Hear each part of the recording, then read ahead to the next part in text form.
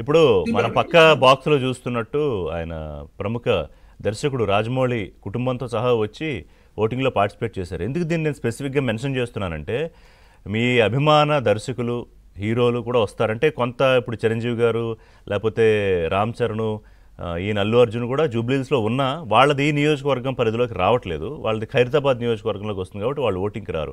కానీ cinema personalities చాలామంది వస్తారు, అలాగే సినిమా కార్మికులు కూడా చాలామంది వస్తారు.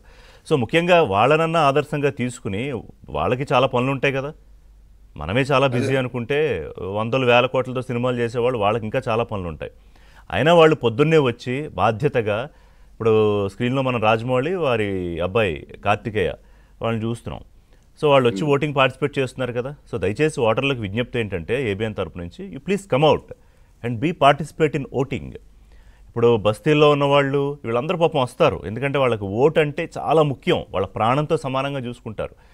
కానీ మిగతా ఇలైట్ సెక్షన్స్ లేకపోతే కాస్త సొఫిస్టికేటెడ్ సెక్షన్సే సర్లే ఇప్పుడు మనం వేస్తే ఏంటి దయచేసి అది వదిలేయండి. ఆ నిర్లిప్తత వదిలేసి show your vote power. Correct ఋషి గారు.